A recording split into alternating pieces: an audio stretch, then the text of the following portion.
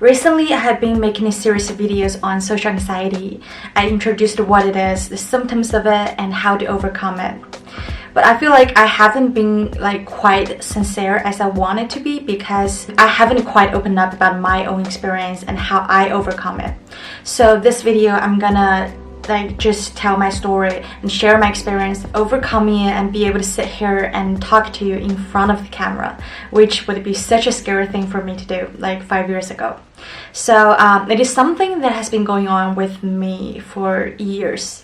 I think it can be traced back to my primary school.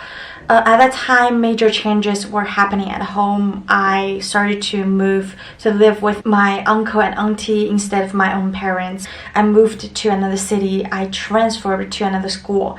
So that time, I think the changes were just overwhelming for me because as a little kid, I didn't have anyone to talk to about. I didn't have the resources, the tools to know how I'm gonna adapt to all those changes. One thing my grandma told me was, I think I got cursed by that phrase. She told me, never tell your family stories to the whole world because they're gonna laugh at you because you're different. I think she did this because she wanted to protect me from being hurt by people, but in a way it kind of restricted me ever since because I felt like I'm the weirdo, even though the kids were probably just viewing me as someone new. They're just curious about this new girl in town, in school, right? And she dresses differently and her dialect is different. At 7 years old, I was dealing with the loss of one of my most important family member in life. I had a hard time concentrating in class because I didn't know how to deal with the loss, deal with the grief. There was one time I got caught out by my math teacher. I was spacing out at the time. I was sitting in the front row and he threw an eraser to my face and hit me and landed on my desk. I got completely scared at the time because I had no idea what he was talking about, but I started to notice everybody around me, they just burst into laughs. This kind of thing just strengthened my belief that social occasions can be quite scary for me. And ever since that, I started to be extremely quiet. I was always the quiet one in the group. I would refuse to have any eye contact or engage with the conversation because firstly, I didn't want to get in any trouble. I didn't want to cause problems for my uncle or auntie who I couldn't know if I can fully trust to deal with my stuff, to support me through the process, even though I had been treated unfairly or even though I had been bullied. And secondly, I would assume that everything was my fault because everybody laughed at me. There's not a single person who stood up for me saying stop laughing at her, obviously she's sad or something. Nobody did that, so I figured it must have been my fault. It must have been that I did something wrong to cause people to laugh at me. So I developed this shame about who I am. Another thing that contributed to my social anxiety, I believe, is body image anxiety. Because at the time, my major female parental figure has been my auntie. I think she was this very insecure person. I'm not trying to blame her, but she would always be very judgy on other women. She would be so commentary wow, I hated that I have a wide jawline. I really wanted a small face. I wish I'd be taller. I wish I would be prettier or skinnier or anything like that. So I started to develop this belief that I was not popular because A, I'm not pretty, B, I'm not skinny, 3, I'm not outspoken, I'm shy and all that. In order to be liked and approved, I used extreme measures to diet. That's when I started to develop bulimia at the age of 13 years old, and it went on for 15 years. Because of those insecurities, I started to chase for perfectionism. I started to chase for to be an overachiever because I believe everything done less than 100 is not qualified. It does not prove my value. Unless I did 100%, which is impossible in life, right? Which just set me up for failure and a low self-esteem. Until recent years, I started to do painful reflections on how my life should be, you know, like, because I feel like I have chased for external things, I've chased for perfectionism, I've chased for everything could externally, but there's nothing changing. I'm not happier. That's the time I decided I wanted to commit to healing. I sought out a therapist. I sought out the self-help resources like journaling and CBT for self-help and everything. And I think that's the time my life started to really make a change from the inside out. The first thing I did to overcome social anxiety was to make myself feel comfortable under my own skin. Because when I accept myself unconditionally, when I accept like whatever I do, like how it doesn't matter if I screw it, it doesn't matter if I'm not pretty enough, it doesn't matter if I'm popular enough, I am the only person in the world, the only version of myself. It is what it is. I don't need to do extra things to prove my uniqueness because I am the only version. And that really is powerful because it gives me immunity towards other people as well. Like when I'm comfortable with myself, I am comfortable around all people. When people like judge me, when people say bad things to me, when people like even badmouth me in front of my face, I would think that, well, they must be having a bad day. It has nothing to do with me because I know whatever bad things you say about me, I know. Like, but that's me. Like, I'm not gonna change for you. My core self became unshakable because whatever people say or do reflects their insecurities. It reflects who they are. It does not say anything about me, so there's nothing wrong with me. For example, specifically, I started my YouTube channel. It is actually something I have been wanting to do for a very long time, but I procrastinated for years because I just dare not show my face in front of the camera. Until recently, I finally made up my mind. So I recorded so many videos that I didn't post. I just played it back over and over again to get used to my facial expressions, to get used to how I look, just getting used to myself. And later I started to push out like 1 video a week, and then now it's 2 videos a week. If you check out my earlier videos, the content was okay, but my face was just, I don't know, just looked awkward and unnatural. It was me basically like either leaning too much forward or just getting too rigid, like my whole body, I wouldn't move, I wouldn't have hand gestures and everything. And also I really got used to different state of myself. For example, I would check on myself in the mirror maybe before bed, when I'm having my period, after I eat, just basically every state of mind. I check on myself through my friend's phone, I check on myself through the video call with my family, and I check on myself when I'm happy, when I'm sad, just basically every facial expression just to get used to. And I started to notice like, wow, I really am different in different kind of state, but they are all me. It took me a long time to get used to different versions, different states of myself. And I think that's definitely one part that's essential to overcome my social anxiety, because I got used to myself already. Like everything you say about me, oh, I know it. I already know it. I know I'm like that. And I'm not going to change. In addition, I really spent a long time just to trying to find myself in social occasions. Because before, it was normally very stiff, like very clumsy. I totally lost control, lost awareness around my own body because my focus goes outwards. And there was a couple of times I asked my friend to take me to clubbing. Club is somewhere I used to be very scared to go to because those girls are very pretty and the guys are really hot.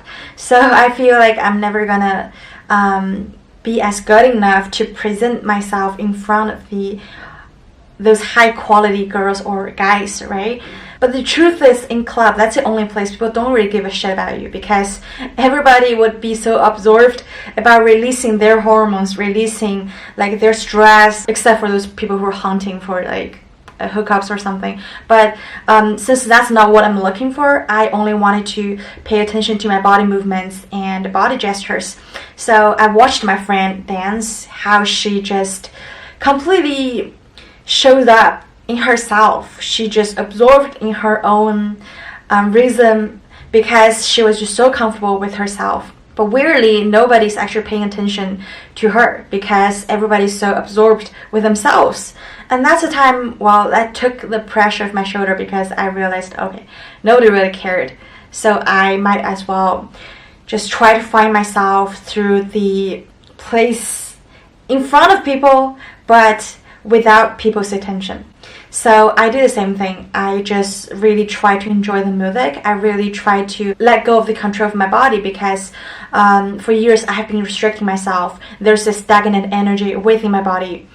And when I actually let myself go with the flow, when I let myself go with the breath and the lighting and the environment, I suddenly know how to move. I suddenly know how to dance.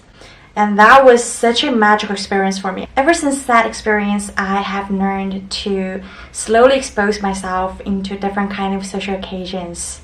Like I've mentioned in my video, I'll put a link here or there. I mentioned the reason why we have social anxiety is that we have this irrational fear of being judged and being criticized by people, which might not even be true. Because firstly, other people in the room might be anxious too. Even the most confident people, I'm sure there's a bit insecurity under that confidence mask as well. And secondly, we're all human beings. We are centered within ourselves. We care about how we appear to external world. They wouldn't hold on to the thought that, well, somebody said something stupid, somebody did something like very dumb, because we are all self-obsessed. So the core here is to dive really deep into the false beliefs that we have about social interactions, about connections, about social occasions in general. Like, for example, it's not safe to be around people. They're gonna laugh at us. They will think we're weird. They're gonna judge us. We're not someone who is valuable enough to get people interest and all that stuff. For example, for me, I intentionally set a schedule to socialize, to hang out with people. At the beginning, it was like once every 2 to 3 months.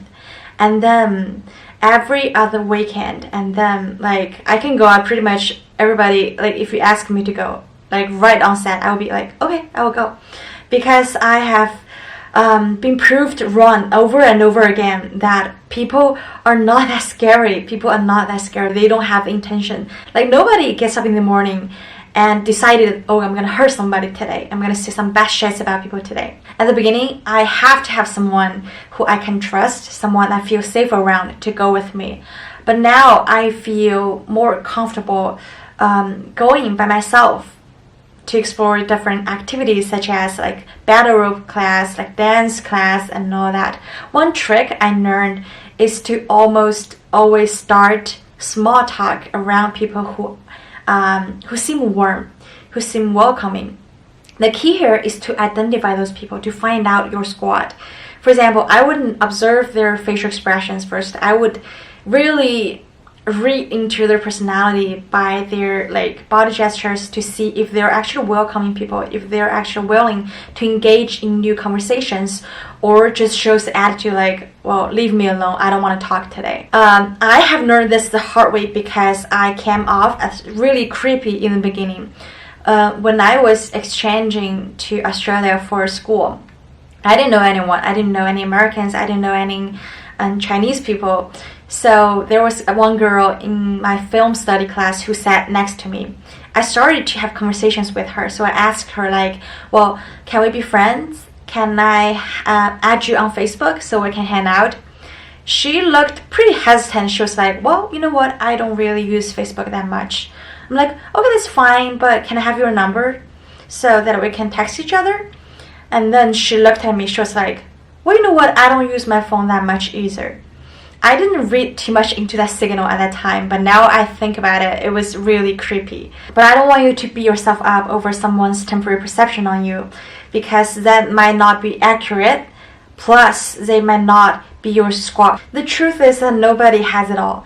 As long as you're authentic about who you are, you're authentic about expressing yourself, there are gonna be polarized results. People who like you, they will be attracted to you from miles away. People who don't like you, they're gonna be, but that's okay, because we have our squad that we value so much. Those genuine connections are what makes our life complete and fulfilled, right? Sometime later that semester, I joined a conservation volunteer group to travel around Australia to protect the environment.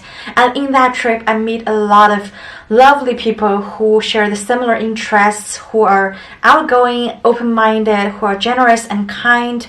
And that was the time I felt like, wow, I have found my squad. And those things just came so natural, so easy when I'm openly as myself. Now I've become so much better with social anxiety because I have accepted it to be part of me, which just enabled me to be more natural in social occasions. I don't have this overwhelming fear anymore, but sometimes under big occasions, for example, when I have to deliver a speech or something, I will still get nervous, but I think that's normal because everybody gets nervous to speak in front of hundreds of people, even those professional speakers.